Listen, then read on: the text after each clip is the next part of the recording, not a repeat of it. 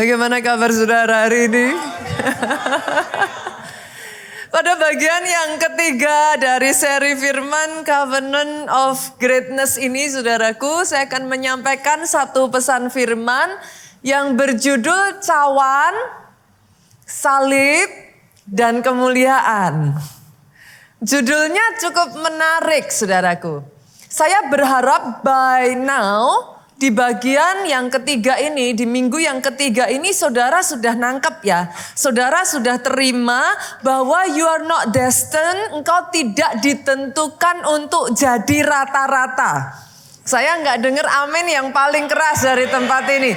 Engkau tidak ditentukan jadi biasa-biasa. You are destined for greatness. Saudara ditentukan jadi besar. Hidupmu penuh dampak. Hidupmu powerful, bukan powerless. Hidupmu penuh kemuliaan. Tetapi ada tetapinya, saudara. Di setiap dimensi kemuliaan harus ada cawan yang perlu dilalui. Pertanyaannya jadi balik, Pastor, yang Pastor maksud dengan cawan dan salib itu apa? Kan jadi di situ pertanyaannya. Saya akan ajak saudara baca dulu sebuah kisah di Matius 20 ayat 20 sampai 21. Maka datanglah ibu anak-anak Zebedeus serta anak-anaknya itu kepada Yesus, lalu sujud di hadapannya untuk meminta sesuatu kepadanya. Kata Yesus, "Apa yang kau kehendaki?" Jawabnya, "Berilah perintah supaya kedua anakku ini boleh duduk kelak di dalam kerajaanmu. Yang seorang di sebelah kananmu dan yang seorang lagi di sebelah kirimu." Saya ajak saudara lihat dulu ayat yang 20 ya Bapak Ibu. Ibu anak-anak Zebedeus. Ada yang tahu nggak sih anak-anak Zebedeus itu siapa? Supaya nanti nggak bingung kan, saudara baca tapi saudara bingung ini siapa? Ada yang siapa? Yakobus dan Yohanes. That's true. Jadi ayat ini berbicara tentang ibunya Yakobus dan Yohanes. Menurut tradisi gereja, saudaraku, nama ibunya adalah Salome. Nah ini kalau nanti satu kali CCA ya, saudara, mana tahu muncul. Nah, nama ibunya adalah Salome, saudaraku. Salome ini terkenal sebagai seorang ibu, seorang wanita yang satu, setia. Dia tekun. Dan imannya luar biasa, Pak. Satu saat Salome ini, saudaraku, bahkan menurut cerita di dalam Injil, dia itu mendampingi Yesus berjalan sampai ke Golgota, saudara. Nanti kalau saudara baca, Salome ini bahkan ada di kumpulan para wanita yang membawa rempah-rempah untuk merempahi Yesus di kubur Yesus. Jadi ini Salome ini masuk ke dalam wanita-wanita yang terus dengan setia sampai akhir mengiring Yesus, saudaraku. Satu kali dia datang sama Yesus, dia bawa kedua anaknya untuk diserahkan kepada Yesus untuk melayani Tuhan. Boleh nggak hari ini, saudaraku, saya tantang setiap ibu-ibu di tempat ini? Bawa anak-anakmu, serahkan kepada Yesus, dorong mereka untuk melayani. Saya bersyukur, saudaraku, saya lahir di dalam keluarga yang saya punya dua orang tua, itu benar-benar berjuang membawa ketiga anak-anaknya sampai ketemu Yesus. Perjuangan yang enggak mudah, dari yang saya waktu itu masih keras sekali, saudara. Jadi kalau diajak ke gereja saya banting pintu, saudaraku. Tapi mereka tidak pernah menyerah. Mereka bahkan saudaraku terus mengajak anak-anaknya nggak cukup sampai ke gereja. Berapa banyak di sini yang ngalami seperti orang tua saya, emangnya semudah itu ngajak anak untuk melayani. Senggol kiri kanan ibu-ibu, bukan hanya anak saudara, anaknya Bu Pendeta juga sama. Jadi saudara nggak sendirian. Nggak karena anak saya seorang pendeta anaknya langsung malaikat. Enggak saudara. Melayani Tuhan, anak-anak dibawa melayani Tuhan. Seringkali yang repot maminya. Repot nganterin. Repot nyiapin. Emangnya kalau anaknya dulu saya kalau diajak pelayanan ya ibu-ibu. Itu gereja suka kreatif. Disuruh pakai sayap, saudara. Sayapnya suruh bikin di rumah. Ya emangnya yang bikin siapa? Anaknya. Yang bikin maminya, saudaraku.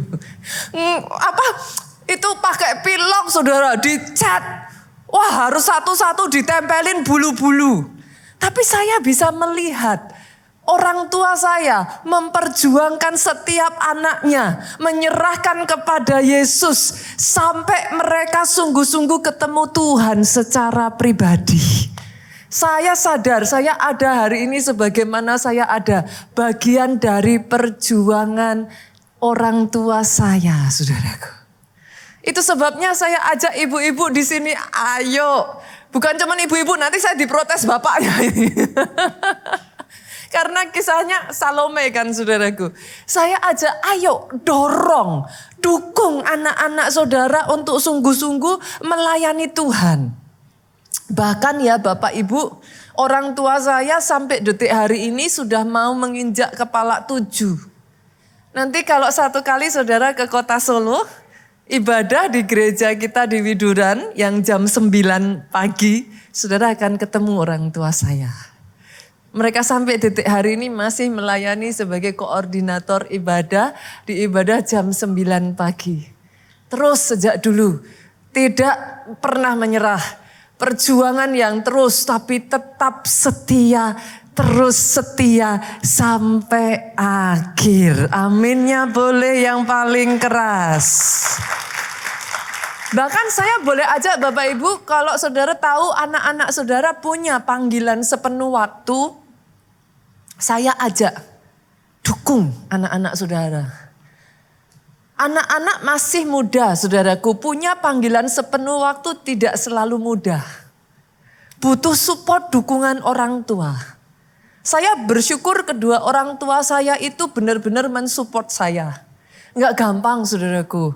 Tapi mereka selalu ada di sana all the way. Sampai akhirnya saya ada sebagaimana saya ada hari ini. Saya tahu di momen-momen terberat hidup saya. Setiap hari tidak akan pernah lepas. Saya tahu selalu ada doa yang diangkat naik ke surga. Dan di situ nama saya disebut. Itu sebabnya come on. Saya tantang ibu-ibu di tempat ini. Ayo.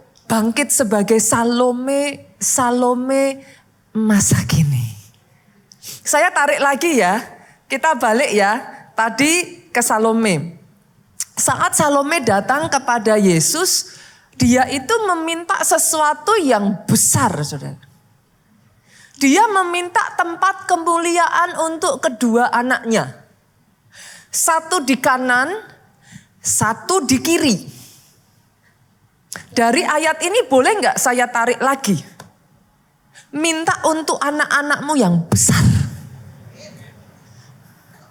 Jangan pernah doa yang kecil untuk anak-anakmu.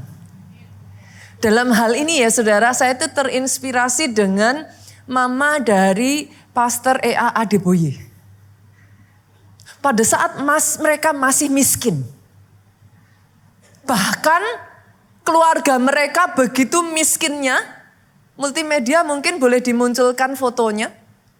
Sampai oleh tetangga mereka yang miskin, mereka disebut sangat miskin, saudaraku. Jadi pada saat itu saudara, mereka masih dalam keadaan yang sangat miskin sekali. Tapi hebatnya orang tua maminya dari Pastor Adeboye itu selalu di dalam doanya dia memperkatakan kepada Pastor Adeboye, anaknya ini, satu kali nanti ketika kamu berbicara, million of people will answer. Itu doa seorang ibu yang tidak bisa melihat masa depan, tetapi bersepakat dengan Tuhan ada rencana yang besar atas anaknya. Sebagai seorang ibu yang miskin bahkan menyekolahkan anaknya aja perjuangan yang begitu besar, dia bisa berkata kepada anaknya, satu kali nanti kamu berbicara dan jutaan orang akan menjawab suaramu. Itu doa yang luar biasa. Hari ini saya perkatakan ibu-ibu di tempat ini, jangan lihat situasi kondisimu, tapi lihat rencana Tuhan atas anak-anakmu. Bersepakat dengan Tuhanmu. Perkatakan bahwa anakmu destined for greatness. Tidak ditentukan jadi kecil. Tidak ditentukan jadi rata-rata. Ditentukan jadi besar. Aminnya boleh yang paling keras. Oh, kamu tepuk tangannya yang paling meriah buat Yesus Tuhan kita. Sebentar lagi Bapak Ibu kita akan masuk Jakarta, akan masuk KKR anak. Besok tanggal 2 Agustus hari Sabtu. Di Soho Capital ini. Saudara yang punya anak-anak saya ajak ikut. Karena nanti di KKR itu anak-anak juga didoakan. Jangan berpikir aduh pastor cuman didoakan apa sih efeknya. Blessing. Itu berkat turun ke anak luar biasa powernya. Yang paling saya suka dari KKR anak, saudaraku, lebih dari itu semua adalah KKR ini dari, untuk, oleh anak. Maksudnya gimana, Pastor?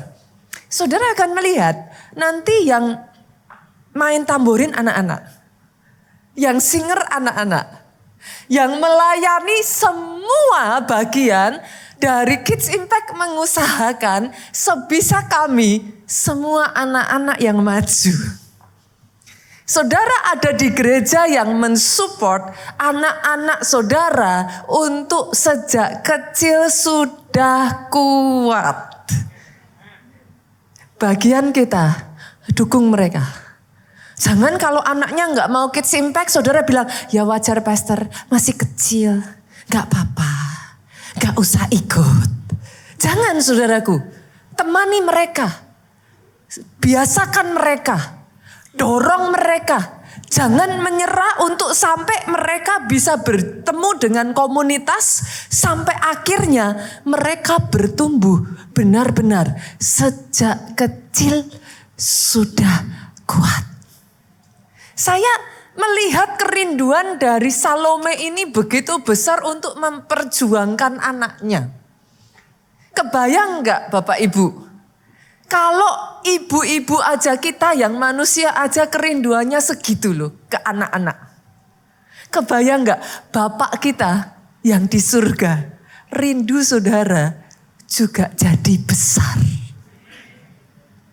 Bapakmu kepingin anak-anaknya semua jadi besar.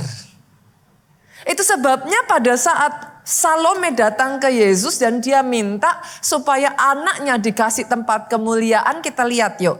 Ayat selanjutnya Yesus jawab. Masih di Matius 20. Kita lihat ayatnya yang ke-22.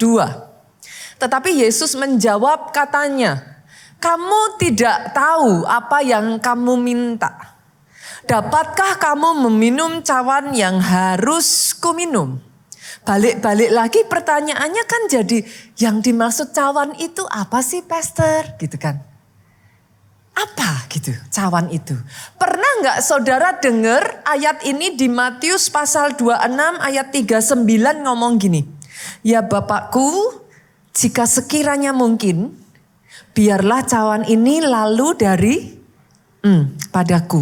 Tetapi janganlah seperti yang ku kehendaki, melainkan seperti yang engkau kehendaki. Dari ayat ini dan ayat yang tadi saya bacakan, hopefully saudara bisa nangkep. Cawan itu berbicara proses yang harus dilalui.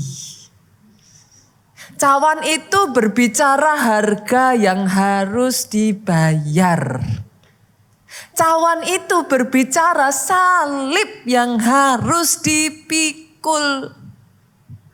Dengan kata lain, Yesus itu ngomong sama Salome. Untuk sampai ke level greatness tertentu, siap gak ngelalui prosesnya? Untuk sampai ke level greatness tertentu, siap gak bayar harganya? Banyak yang diproses terus lari. Kok gak selesai-selesai prosesnya? Mau sampai berapa lama Tuhan? Banyak yang harus bayar harganya tapi gak kuat. Banyak yang harus pikul salib tapi sudah tidak mau. Tetapi sadari hal ini saudaraku. Kalau saudara mau dibawa Tuhan besar, panggilan to be great itu tidak gratis. Senggol kiri kanan. Yang gratis cuman keselamatan. Itu pun bukan gratis loh ibu-ibu. Karena sudah ada yang membayarnya dengan harga yang sangat mahal buat saudara-saudara di tempat ini. Tapi kalau saudara mau dibawa besar, punya masa depan yang besar, harus melalui prosesnya. Kadangkala enggak tidur harus berjuang. Pagi-pagi sudah harus bangun kerja keras. Lalui saudaraku. Sekalipun sudah berjuang, sekalipun sudah berdoa, sekalipun sudah berpuasa, belum ada hasil. Tapi pantang menyerah. Lalui. Hari ini basically firman Tuhan mau ingatkan lagi kepada setiap kita. Jangan lari dari prosesmu. Kenapa? Orang-orang yang dibawa Tuhan besar, bukan hanya besar sebentar terus turun ya Bapak Ibu. Tapi benar-benar seperti firman Tuhan, engkau dibawa naik bukan turun. From glory to another glory. Maka saudara akan saya ajak nih. Ada orang-orang di dalam Alkitab. Mereka harus melalui cawan itu terlebih dulu. Saya tarik saudara lihat kehidupan Yabes. Kita buka ya. Kita lihat dari 1 Tawarik 4 ayatnya yang ke-9 sampai 10. Ayat ini dimulai dari klimaks, saudaraku. Enak sekali dan menyenangkan sekali. Yabes lebih dimuliakan daripada saudara-saudaranya. Saya yakin kalau sampai bacaan ayat 9a, semuanya akan ngomong, amin. Siapa yang gak mau? Tapi setelah itu dia berbalik nih saudaraku. Dari klimaks dia tarik nih ke bawahnya.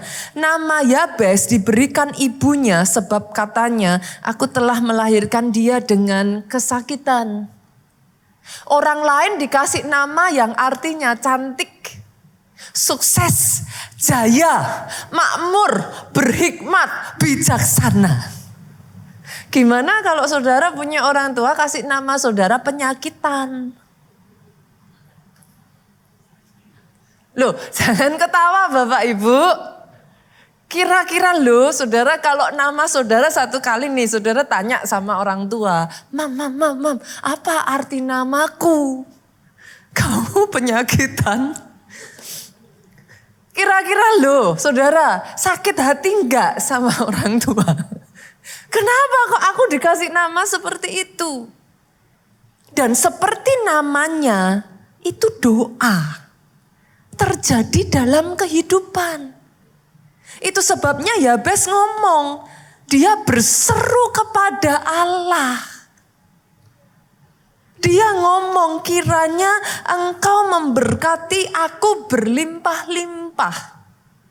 Kalau orang doa, kiranya engkau memberkati aku berlimpah-limpah, kondisinya kayak apa? Kalau sudah melimpah berkatnya, doanya enggak begini. Doanya, puji Tuhan. Terima kasih Tuhan. Hidupku luar biasa. Betul? Fakta bahwa Yabes ini doa, kiranya engkau memberkati aku berlimpah-limpah. Kondisinya berarti, dia berjuang.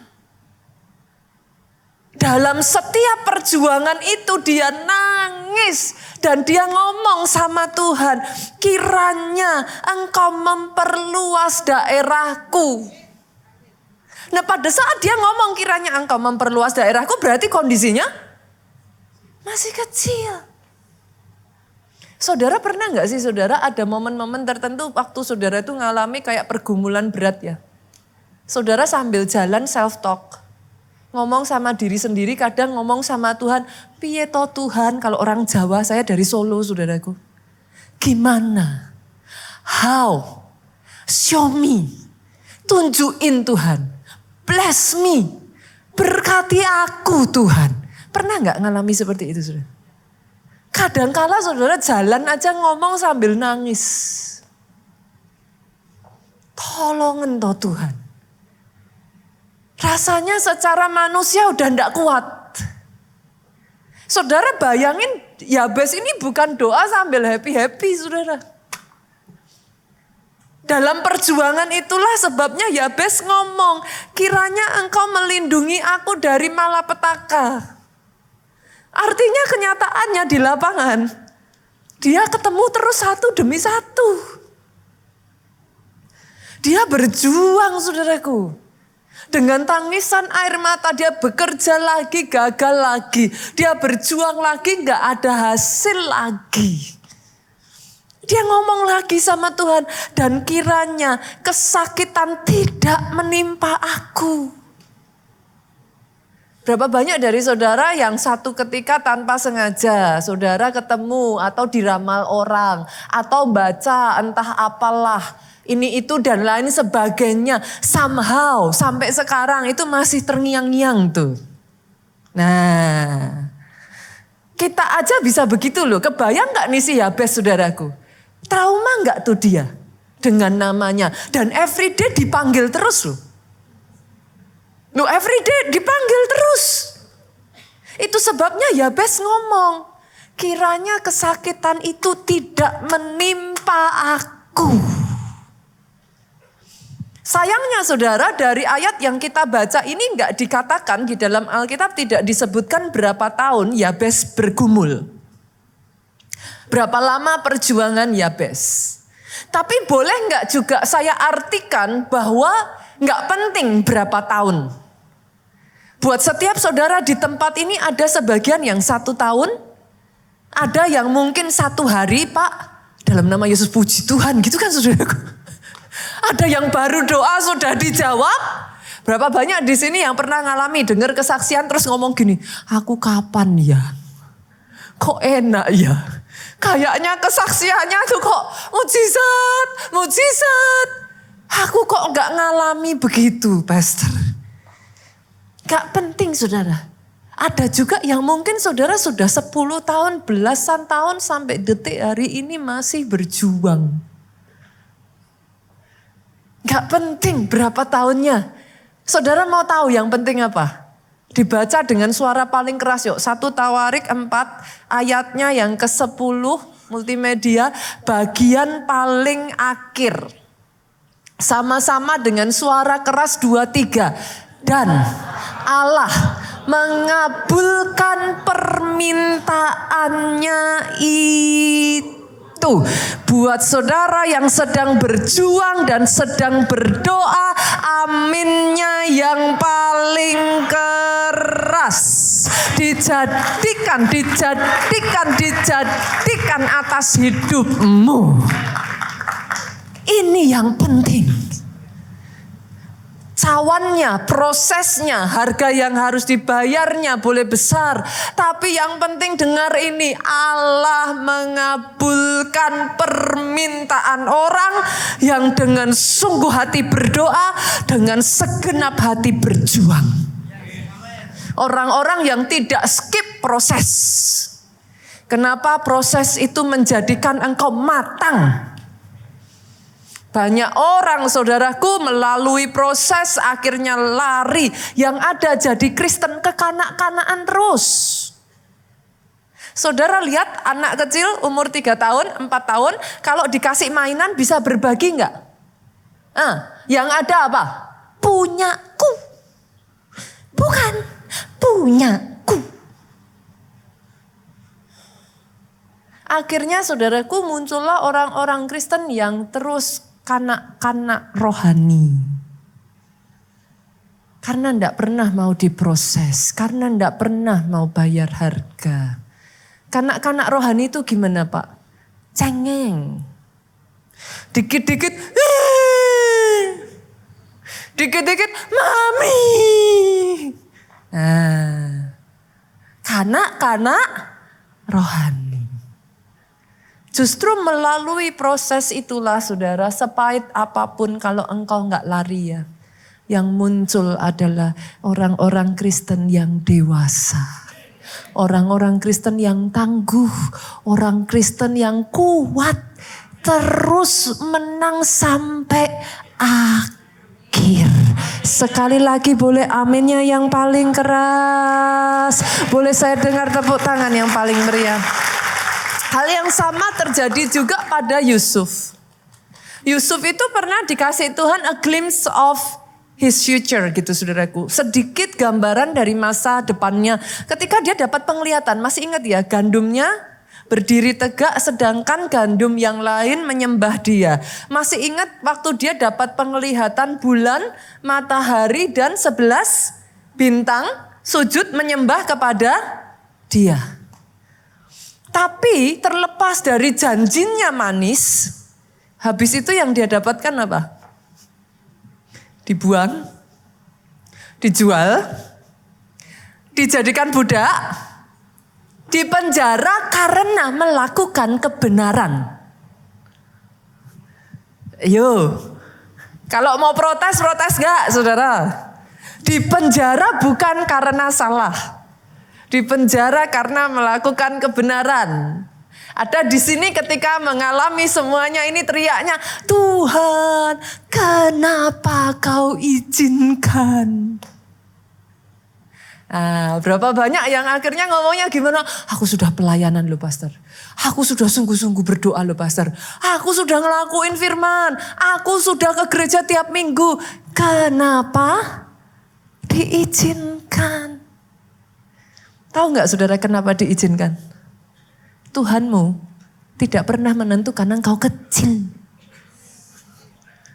Pada saat diizinkan, dia tahu dan dia percaya engkau sanggup menanggungnya. Tidak ada satupun yang Tuhan izinkan yang engkau tidak bisa menanggungnya. Sebesar itu kepercayaannya atas hidupmu. Jangan look down upon yourself. Tuhanmu aja lihat engkau besar. Tuhanmu aja lihat engkau hebat. Dia tidak berpikir kekuatanmu sekecil itu.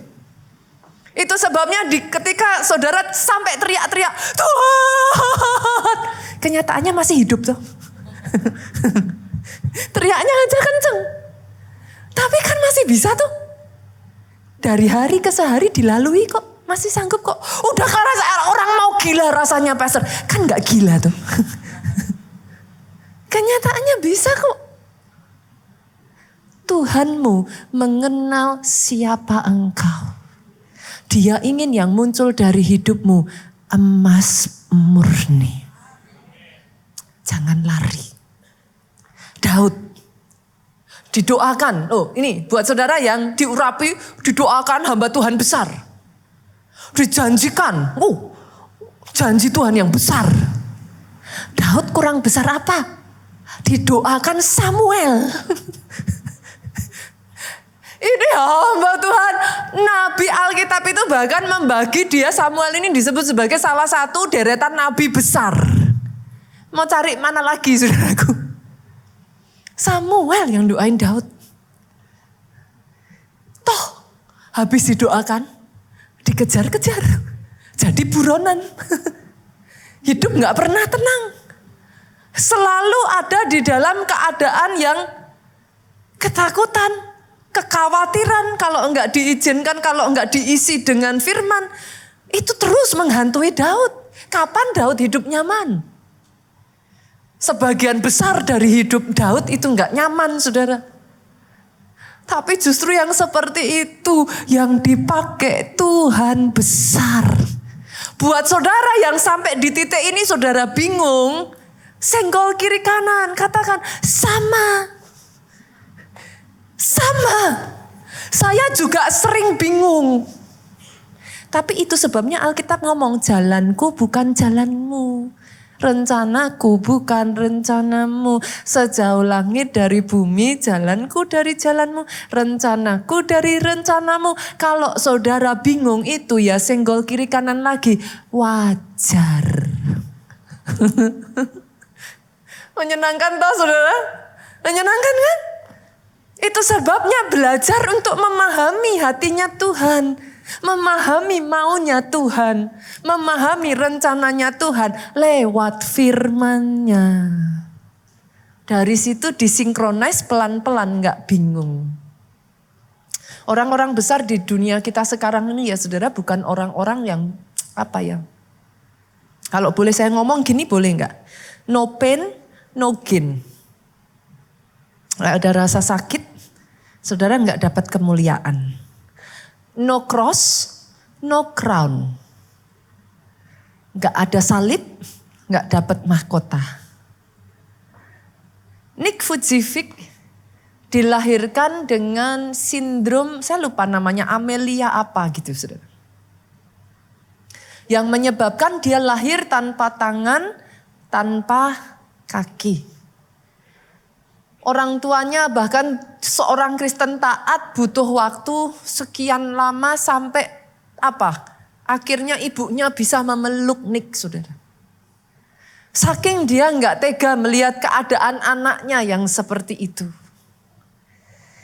Di usianya yang memasuki usia sekolah, Nick ini mengalami bulian yang begitu parah. Sampai di usia 8 tahun, saudara, anak baru 8 tahun itu depresi berat. Di usia 10 tahun, Nick mencoba berkali-kali bunuh diri. Dia mencoba menenggelamkan dirinya di kolam, saudaraku, di bathtub. Dia merasa hidupnya tidak ada artinya. Sampai akhirnya saudaraku orang tuanya tidak menyerah mendampingi Nick ini, saudara, saya buka aja ya saudara. Sampai Nick itu di masa remajanya dia berjumpa, dia stumble upon satu ayat ini, Yohanes 9 ayat 1 sampai 3. Bukan karena dosa orang ini atau orang tuanya, tetapi supaya pekerjaan Tuhan dinyatakan di dalam hidupnya. Pada saat Nick membaca ayat ini tiba-tiba logos jadi rema. Kemarin saya jelaskan ya saudara, bagaimana saudara bisa dapat suara Tuhan dari firman. Firman itu logos. Tapi kalau logos itu kau baca terus, kau baca terus, kau baca terus. Dengan pengurapan dari Roh Kudus ada titik tertentu ketika hatimu haus. Dia lompat, dia jadi rema. Pada saat Nick membaca ayat ini, oh dia merasa itu panggilan Tuhan atas hidupnya. Bahwa kelahirannya bukan sebuah kesalahan. Dia merasa itu yang Tuhan mau atas hidupnya. Dari situlah Nick bangkit saudaraku. Dia hidup, dia berjuang, dia melatih kaki kecilnya yang bukan kaki saudaraku tapi sangat kecil daging tumbuh saudaraku. Itu dia latih, dia berjuang saudara. Dari situlah dia berkeliling 70 negara, menjadi berkat buat jutaan orang, menginspirasi banyak orang yang mengalami situasi seperti Nick ini untuk bangkit dan menjadi pemenang. Doa saya, proses tidak menghancurkan engkau, proses dan keadaanmu tidak membuat engkau down, tapi engkau bisa melihat ada rencana Tuhan yang besar atas hidupmu. Aminnya boleh yang paling keras. Tepuk tangannya yo yang paling meriah. Helen Keller, saudaraku, seorang buta tuli. Pada usianya yang ke-19 bulan. Dia buta dan tuli karena penyakitnya. Dia tolak semua orang, dia menolak untuk berjumpa dengan siapapun. Semua pengasuh yang berusaha diambil oleh orang tuanya selalu diusir. Sampai Tuhan pakai satu orang pengasuh bernama Anne Sullivan. Pernah dengar mungkin kesaksiannya, saudara. Dari Anne Sullivan inilah Helen Keller bangkit, saudaraku. Dia menjadi orang buta tuli perempuan pertama yang meraih gelar sarjana. Dia menulis, saudaraku, buku-buku inspirasi, saudara. 12 buku yang menjadi bestseller di seluruh dunia, saudaraku. Desmond Doss, pernah dengar namanya? Gak banyak orang pernah dengar nama Desmond Doss ini, saudaraku. Seorang prajurit tanpa senjata yang menyelamatkan 75 orang. Saudara pernah, di sini ada yang pernah nonton filmnya? Hacksaw Ridge? Belum pernah nonton, cari tuh filmnya, saudara. I'm so blessed. Desmond ini seorang Kristen taat yang merasa mau berjuang untuk negaranya tetapi menolak memanggul senjata, saudara. Dia dimarah-marahin, dia tentang oleh banyak tentara yang lain. Kalau kamu nggak mau panggul senjata, nggak usah jadi tentara. Tapi dia mendedikasikan dirinya sebagai seorang prajurit yang bisa mengobati prajurit lain, saudara. Di sebuah peperangan, saudaraku, kalau saya nggak salah waktu itu World War kedua ya, betul. Pertempuran di Okinawa, saudaraku. Doss sendirian di dalam keadaan yang terjepit, saudara. Dia menyelamatkan 75 tentara terluka, saudaraku. Menurunkan mereka satu persatu dari tebing yang sangat tinggi, saudara. Dengan satu perkataan ini, saudaraku. Tuhan, berikan aku satu lagi. Teman-temannya yang lain sudah berjuang untuk menarik dia, jangan nanti kamu mati. Karena itu dusingan peluru, saudaraku. Tapi sekali lagi dia bawa satu orang, dia tarik, dia seret satu orang untuk diselamatkan. Dan dia pergi lagi, saudaraku. Dia cari, Tuhan berikan aku satu lagi. Itu film yang sangat menginspirasi, saudara. Nonton itu film yang sangat bagus sekali. Boleh gak saya juga tantang saudara? Kalau engkau sudah diselamatkan untuk menyelamatkan. Sama seperti Desmond Doss ini. Tuhan, berikan aku satu lagi. Jangan ke gereja sendirian. Boleh gak saya ajak Bapak Ibu di sini? Kalau kita gak hati-hati ya, kita sangat mungkin jadi orang Kristen tapi egois. Gak usah muluk-muluk. 1 bulan, 1 orang aja bawa sampai terima Yesus, sampai beribadah, sampai mereka mengenal Yesus. Setiap kali 1 terlampaui, ngomong lagi, berikan aku Tuhan 1 lagi. 1 lagi. Besok minggu 1 lagi. Temukan aku dengan 1 orang yang membutuhkan engkau, yang mereka butuh pertolongan dari engkau. 1 lagi. Biar perkataan Desmond ini, saya berdoa, it becomes your prayer. Jadi doamu. 1 lagi. Pertanyaannya sekarang, Pastor.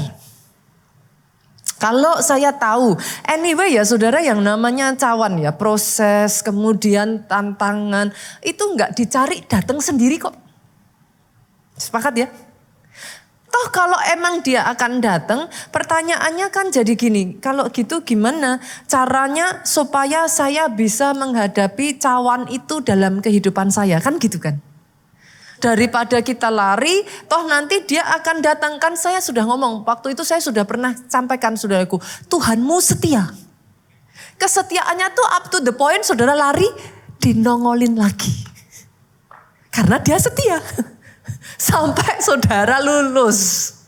Jadi mau saudara hindari, mau saudara lari, mau apapun itu, nanti dia datang lagi. Nah, daripada seperti itu, pastor gimana caranya aja kasih saya cara biar saya bisa menghadapi. Kalau memang harus dihadapi. Nah, sama-sama menghadapi, boleh nggak kita belajar dengan satu sosok pribadi yang sudah memikul salibnya sampai akhir. Namanya siapa? Yesus Kristus Tuhan. Yuk kita lihat. Kita buka ayatnya di Markus pasal 14 ayat 32 sampai 36. Sampailah Yesus dan murid-muridnya ke suatu tempat yang bernama Getsemani. By the way saudaraku, Getsemani saya yakin bukan sebuah kebetulan ya. Nama Getsemani berarti tempat pemerasan minyak. Dengan kata lain berbicara tentang urapan. Yesus datang ke Getsemani. Dia tahu bahwa cawannya akan tiba. Dia tahu salibnya akan datang. Yang dia cari apa? Urapan.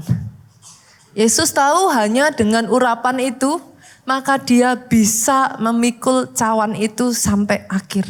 Salib itu sampai selesai. Ini bukan cocokologi ya saudaraku. Ya memang mau dibilang cocokologi ya akhirnya ya. Tapi kalau saudara memperhatikan di dalam Alkitabmu, nama, angka itu punya arti. Jadi memang di dalam Alkitab semua saudara harus cari itu. Bahkan nama-nama orang itu arti-artinya satu dengan yang lain itu match. Jadi kalau mau dilihat dari segi cocokologi ya so be it ya. Tetapi memang itulah Alkitab saudara. Semua nama, tempat, angka itu matters, punya arti. Saya tarik lagi ya, saya bawa lagi ya. Kata Yesus kepada murid-muridnya, duduklah di sini sementara aku berdoa. Yang pertama, Bapak Ibu, di momen engkau menghadapi cawan kehidupan, hadapi itu dengan doa yang kuat.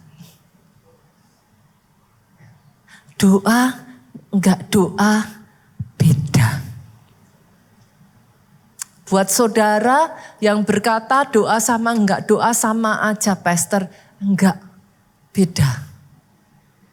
Lukas 22 ayat 43 saudaraku sampai di satu titik.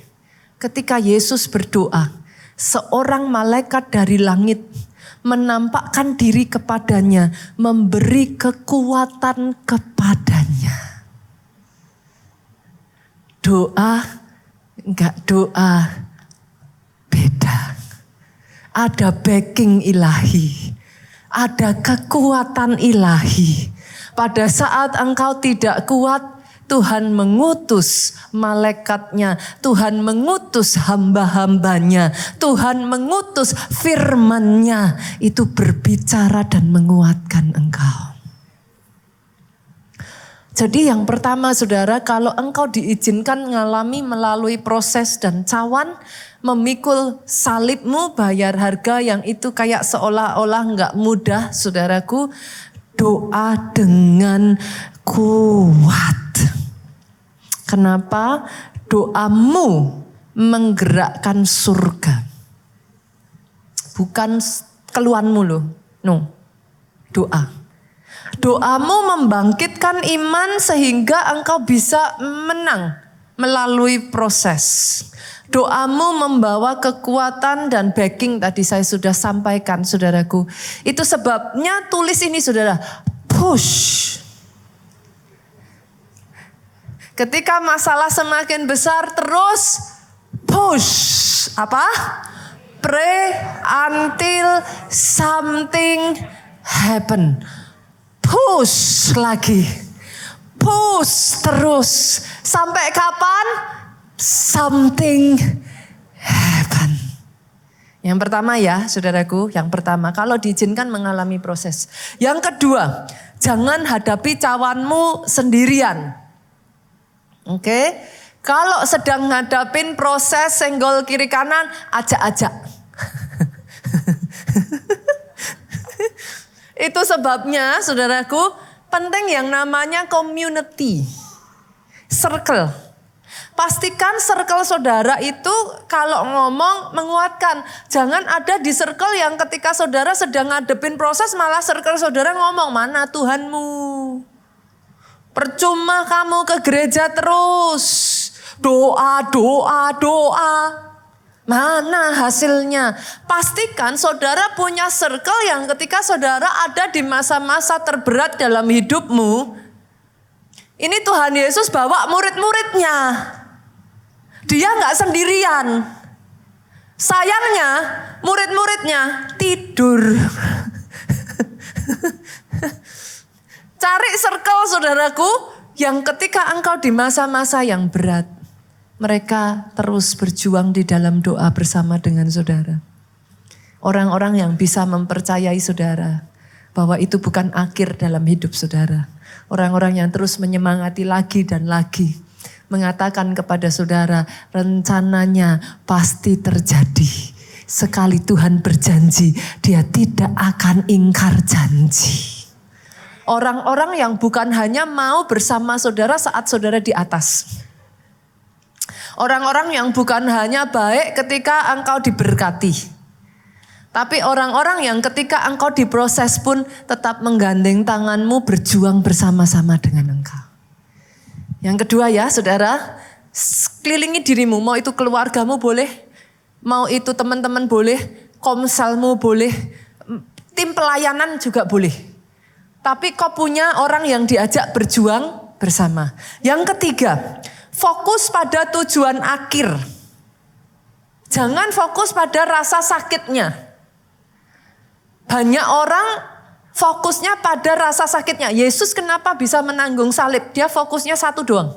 Supaya manusia dipulihkan kembali hubungannya dengan Tuhan. Supaya dari pengorbanannya Allah dengan manusia ini bisa kembali disatukan. Anak-anak kesayangannya tidak hilang.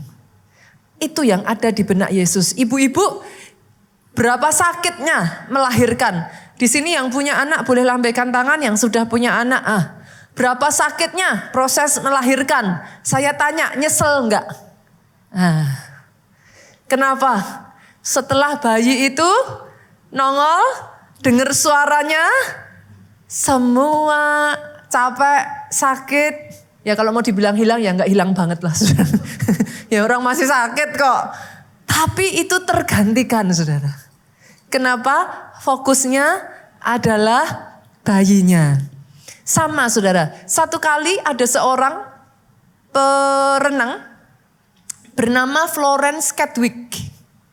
Florence Chadwick adalah perenang jarak jauh pertama yang bisa menyeberangi dari Florida ke California, saudaraku, 34 kilometer. Kali pertama, saudaraku, percobaan pertamanya melakukan Catalina Island sampai ke California coastline. Kali pertama, saudara, jangan protes saya karena loh pastor kok dimunculkan kok bajunya begitu. Perenang, saudara. Jadi tolong nanti jangan tiba-tiba protes sama saya. Pastor PPT-nya salah gambar. Enggak salah, orang dia perenang kok. Gitu, jadi ya memang baju renang saudara.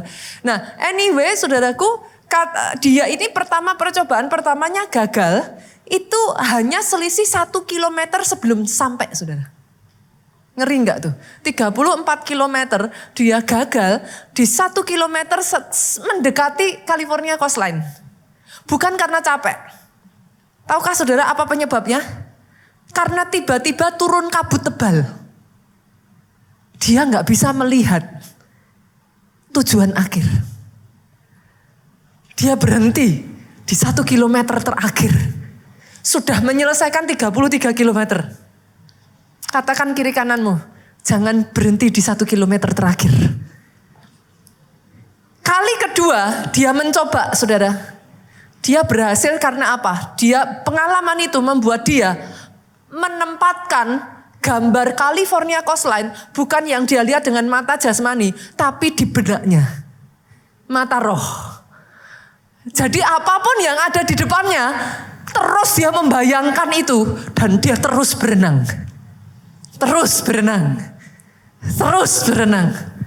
Dia menjadi wanita pertama yang berhasil mencapai jarak 34 km dengan berenang, saudaraku. Kita kasih tepuk tangan. Kadang enggak ada obat dari masalah selain terus berjuang. Mau sampai kapan, Pastor? Senggol kiri kanan. Sampai menang. Kadang memang enggak ada obat yang lain. Selain engkau belajar yang namanya endurance. Ketahanan. Nangis enggak apa-apa. Tapi berjuang lagi. Sakit enggak apa-apa. Capek enggak apa-apa. Rasanya udah pengen nyerah enggak apa-apa. Tapi jangan berhenti. Karena enggak ada obat lain. Selain terus berenang. Terus berjuang. Sampai ke titik finish. Yang terakhir, yang keempat, pemain musik saya undang maju ke depan. Tetap percaya dan berserah kepada kedaulatan Tuhan. Dua hal ini itu terasa bertolak belakang Bapak Ibu. Kenapa? Yang satu tetap percaya kan mengharapkannya sesuatu yang baik kan Pak. Mujizat dong. Tapi yang satu lagi berserah pada kedaulatan Tuhan. Artinya kan gak selalu yang kita mau itu yang Tuhan berikan. Jadi dua hal ini adalah apa? Kata-kata yang seolah-olah terasa bertentangan satu dengan yang lain. Tetapi yes, saya bawa saudara balik lagi tadi ke Markus pasal 14. Ayatnya yang ke-36. Katanya Yesus berkata, ya Aba, ya Bapak. Yesus tuh tahu saudara. Tidak ada yang mustahil bagimu. Yesus tahu. Jangan pernah mempertanyakan, kok gak sembuh? Berarti Tuhan gak sanggup. Jangan pernah mempertanyakan kesanggupan Tuhanmu. Tuhanmu sanggup. Yesus tahu. Dia ngomong, tidak ada yang mustahil bagimu. Ambillah cawan ini daripadaku. Kalau Yesus bisa minta, nanti kalau saudara baca di ayat yang lain, Yesus itu sudah ada di titik yang dia tuh benar-benar kayak kalau gelisah rasanya udah pengen mati. Alkitab mencatat, pengen mati rasanya Yesus ngomong. Dia ngomong sama Tuhan, kalau bisa ambillah cawan ini daripadaku. Tetapi saudara, dia lanjutkan, jangan apa yang ku kehendaki, melainkan apa yang kau kehendaki. Saya tahu gak gampang saudaraku untuk saudara belajar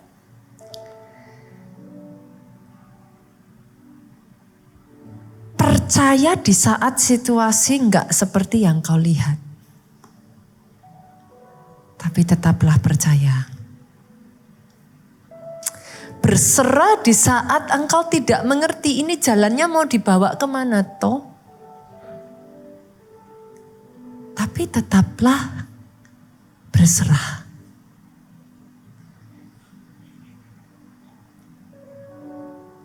Memilih mengikuti alur surgawi. Karena saya melihat ada banyak orang yang cari jalan pintas. Cari jalan instan. Saya ajak yuk, jalani prosesmu sampai akhir. Sampai menang, di situ kau jadi matang, dewasa rohani, buahmu manis di hadapan Tuhan. Oh kalau mau tepuk tangan, bangkit berdiri jemaat Tuhan. Saya mau memperkatakan doa Yabes ini di dalam kehidupan saudara. Kiranya dia memberkati engkau. Aminkan lagu ini sebagai sebuah doa. Kiranya Engkau memberkati aku berlimpah-limpah. Amin. Amin Yesus Tuhan. Dan memperluas, yes Lord, daerahku. Dengan iman saudaraku katakan, dan kiranya tanganmu menyertai aku dan melindungi aku. Aminkan, aminkan. Daripada malapetaka, sehingga kesakitan tidak menimpa aku. Sekali lagi saudaraku, jadikan ini sebagai doamu. Katakan, kiranya Engkau memberkati aku berlimpah-limpah. Perluas daerahku Tuhan, dan berikan bangsa-bangsa Tuhan, berikan bangsa-bangsa daerahku.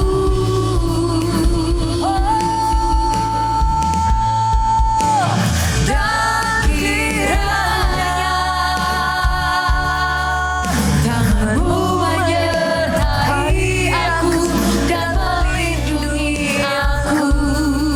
Yesus Tuhan, daripada malapetaka, sehingga kesakitan tidak menimpa aku. Sama-sama ya saudaraku, ayat yang terakhir tadi. Katakan, Tuhan